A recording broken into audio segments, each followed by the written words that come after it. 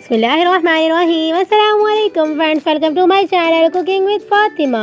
कैसे हैं आप सब? उम्मीद करती हूँ सब अपने अपने घरों में खैर खैरियत से होंगे, खुश आबाद होंगे, हंसते मुस्कुराते होंगे।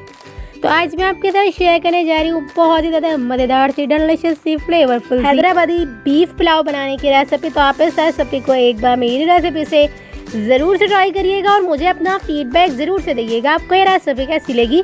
इस रेसिपी को एक बार ज़रूर से ट्राई करेंगे तो आप जो है वो इस रेसिपी को बार बार से ट्राई करेंगे। सिंपल वे में, बहुत ही ज़्यादा कम इंग्रेडिएंट्स में अमेजिंग सी ये रेसिपी बन के रेडी होती है। तो आप इस रेसिपी को एक बार तो ज़रूर से ट्राई करिएगा।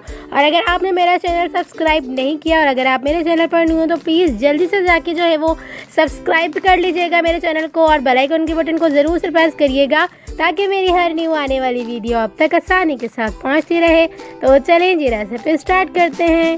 बिस्मिल्लाहिर्रहमानिर्रहीम। बहुत ज़्यादा सिंपल तरीका है। तो सिंपल तरीका सिर्फ ये है कि मैंने जो है वो एक पैन में 1 लीटर के करीब पानी लिया और तकरीबन भी 1 किलो से थोड़ा सा कम मैंने जो है वो गोश्त ले लिया। इसके अंदर मैंने जो है वो तकरीबन भी 1 टेबल स्पून भर के लहसुन अदरक का पेस्ट ऐड करके तकरीबन भी 1 टेबल स्पून इसके अंदर हमने जो है वो नमक शामिल किया। तमाम चीज़ों को अच्छा सा मिक्स करने के बाद इसे हम तकरीबन भी 45 मिनट के लिए बिल्कुल लो फ्लेम पे अच्छा सा कुक करने के लिए छोड़ देंगे, यानी कि गलाने के लिए। तो देख सकते हैं आप हमारा जो है वो गोश्त बहुत ज़्यादा अच्छी तरह से टेंडर जूसी सा हो चुका है, अच्छी तरह से जो है वो गल चुका है। देख सकते हैं आप बोटी कितनी अच्छी तरह से जो है वो गल चुकी है, कितनी अच्छी तरह से जो है वो टूट रही है। इसका मतलब है हमारा जो है वो गोश्त तमाम का तमाम, यानी कि सारा का सारा गोश्त बहुत ज़्यादा अच्छी तरह से टेंडर जूसी और बहुत ज़्यादा अच्छी तरह से गल चुका है। अब हम जो है वो इसकी यखनी में से बोटियों को निकाल के साइड पे रखेंगे और इसकी यखनी को फेंकेंगे नहीं, वो भी साइड पे रखेंगे। और अब हम अगला प्रोसेस करेंगे। अगले प्रोसेस के लिए हमने इसी पैन के अंदर तकरीबन भी 1 प्याले के करीब घी ऐड किया। घी को अच्छा सा गर्म किया। गर्म घी के अंदर हमने जो है वो तकरीबन भी 1 टेबल स्पून भर के लहसुन अदरक का पेस्ट ऐड किया। लहसुन अदरक के पेस्ट को अच्छा सा कच्चापन इसका दूर करेंगे, अच्छा सा फ्राई करेंगे। पेस्ट का कच्चापन अच्छे से दूर हो जाएगा तब हम इस स्टेज के ऊपर इसके अंदर जो है वो तकरीबन भी 2 अदद स्लाइस में कट किए हुए टमाटर ऐड कर देंगे। टमाटर ऐड करने के बाद टमाटर को भी लाइट सा सॉटे करेंगे। उसके बाद इसके अंदर हम और भी ज़्यादा इंग्रेडिएंट्स ऐड करेंगे।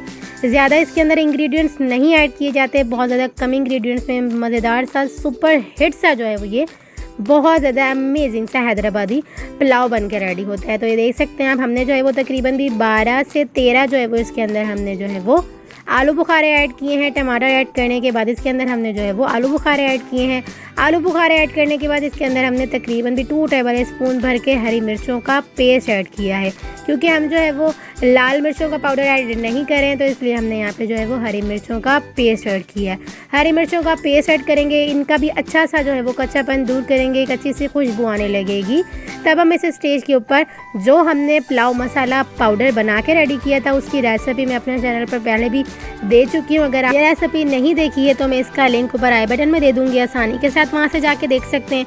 बहुत ज़्यादा सुपर हिट सा जो है वो ये मसाला बन के रेडी हुआ था, यानी कि पुलाव मसाला। तो आप भी एक बार बना के इसे सेव करके रख लें, आसानी के साथ जो है वो इसे तकरीबन भी 2 से 3 बार आसानी के साथ यूज़ कर सकते हैं। तो देख सकते हैं आप मैंने जो है वो यहाँ पे पुलाव मसाला तकरीबन भी 2.5 चम्मच के करीब जो है वो इसके अंदर ऐड कर दिया है। पुलाव मसाला पाउडर ऐड करने के बाद तमाम चीज़ों को अच्छा सा मिक्स करेंगे। इसके बाद इसके अंदर हम तकरीबन भी 1 टेबल स्पून भर के नमक शामिल करेंगे। तमाम चीज़ों को अच्छा सा मिक्स करेंगे, वेलकम बाइंड करेंगे। इसके बाद इसके अंदर हम जो है वो गोश्त ऐड कर देंगे, जो कि हमने जो है वो बोटियों को अलग करके रखा था। तो इस टाइम पे हम जो है वो सिर्फ और सिर्फ बोटियाँ ऐड करेंगे। बोटियों को अच्छा सा मिक्स करेंगे तमाम मसाले के अंदर। उसके बाद इसके अंदर हम यखनी ऐड करेंगे बाद में। तो देख सकते हैं आप हमने जो है वो अभी फ़िलहाल के तौर पर जो है वो गोश्त ऐड किया है। गोश्त ऐड करने के बाद इसे हमने अच्छा सा मिक्स किया, वेलकम बाइंड किया, अच्छा सा कुक कर दिया। और इसके साथ ही इसके अंदर हम जो है वो दोबारा से यखनी का पानी ऐड कर देंगे, जो कि हमने पानी बचा के रेडी किया था। यानी कि जब जो है वो गोश्त बॉईल हो गया था तो इसका हमने पानी जो है वो बचा के रख लिया था। तो वो इस टाइम पे जो है वो हम वो पानी ऐड कर देंगे। पानी ऐड करने के बाद जो है वो इसे हम तकरीबन भी उबाल आ जाने तक अच्छा सा वेट करेंगे। उसके बाद जो है वो हम इसके बाद चावल ऐड कर देंगे। तो देख सकते हैं आप हमने जो है वो पानी ऐड कर दिया है और अब हम ढक्कन ढक के उबाल आ जाने तक का वेट करेंगे। अगर आपके पास पानी ज़्यादा ना बचा हो, यानी कि यखनी ज़्यादा ना बची हो, तो याद रखिएगा इस स्टेज पे आप जो है वो तकरीबन भी 2 गिलास के करीब पानी ऐड कर देंगे। क्योंकि मैंने जो है वो यहाँ पे चावल तकरीबन भी आधा किलो से थोड़ा सा ऊपर लिए हैं, तो मैंने जो है वो इसे सोख कर भिगो कर रखा था 1 घंटा के लिए। तो फिर जो है वो मैं यहाँ पे पानी थोड़ा सा कम लूँगी, इसलिए क्योंकि ये भीगने के बाद ही चावल अच्छा सा बड़ा हो चुका है। तो इसलिए मैं यहाँ पे पानी कम ऐड करूँगी, इसलिए क्योंकि पानी जो है वो कम ऐड करूँगी तो बहुत ज़्यादा अच्छे से चावल खिले खिले निखरे निखरे बन के रेडी होंगे, नहीं तो ज़्यादा जो है वो चावल गीले से बन के रेडी होंगे। तो यहाँ पर मैंने जो है वो पानी ऐड करने के बाद ढक्कन ढक के बिल्कुल लो फ्लेम पे पानी को अच्छा सा उबाल दिला दिया। उसके बाद हमने इसके अंदर जो है वो चावल ऐड कर दिया, और चावल मैंने यहाँ पे जो है वो आधा किलो से ऊपर लिए, यानी कि आधा किलो से ऊपर ही मेरा गोश्त है और आधा किलो से ऊपर मैंने जो है वो यहाँ पे चावल लिए हैं। चावल मैंने सेला लिए हैं, आप अपने हिसाब से ले सकते हैं। मैंने यहाँ पे सेला चावल इसलिए लिया है क्योंकि सेला चावल में बहुत ज़्यादा अमेजिंग सा पुलाव बन के रेडी होता है। तो देख सकते हैं आप, पानी में हमने चावल ऐड करने के बाद पानी को बिल्कुल अच्छे से जो है वो खुश्क कर लेना है। तो देख सकते हैं आप, पानी बिल्कुल अच्छे से खुश्क हो चुका है। तो अब हम इसे स्टेज के ऊपर जो है वो इसके अंदर दम लगा देंगे, यानी कि इस स्टेज पर ही आप दम लगाया करें, यानी कि पानी तमाम सारा जो है वो पानी खुश्क हो जाए चावलों का, उसके बाद इसे हम दम लगा देंगे। तो देख सकते हैं आप, तकरीबन भी 3 से 4 मिनट हमने जो है वो इसे ढक्कन ढक के बिल्कुल लो फ्लेम पे अच्छे से कुक किया। इसके बाद हम लास्ट में इसके ऊपर जो है वो इस तरह से फूड कलर ऐड कर देंगे, बिल्कुल लाइट सा ऐड करेंगे, ज़्यादा ऐड नहीं करेंगे। कच्चा सा कलर फ्लेवर देने के लिए हम इसके अंदर जो है वो ऐड करें। ऐड करने के बाद दोबारा से हम इसे ढक्कन ढक के बिल्कुल लो फ्लेम पे तकरीबन भी 20 मिनट का इसे हम दम लगा देंगे।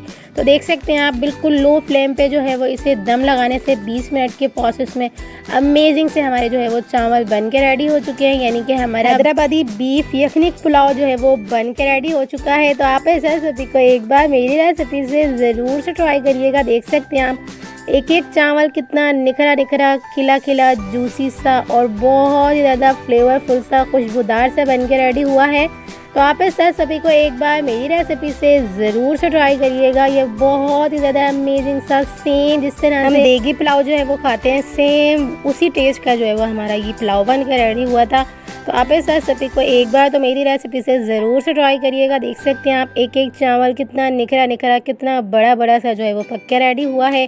खुशबूदार, टेस्टी, अमेजिंग सा हमारा जो है वो हैदराबादी यखनी पुलाव बन के रेडी हो चुका है। तो आप इस रेसिपी को एक बार मेरी रेसिपी से ज़रूर से ट्राई करिएगा और मुझे अपना फीडबैक ज़रूर से दीजिएगा आपको ये रेसिपी कैसी लगी। और रेसिपी अच्छी लगी तो रेसिपी को लाइक शेयर कमेंट के साथ फ्रेंड्स और फैमिली मेम्बर्स में इस रेसिपी को ज़रूर से शेयर करिएगा। तो चलें जी, मिलते हैं नेक्स्ट वीडियो में।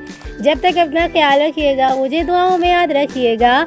मिलते हैं नेक्स्ट वीडियो में बहुत ही आसान, सिंपल और यूनिक सी रेसिपी के साथ। अल्लाह हाफ़िज़।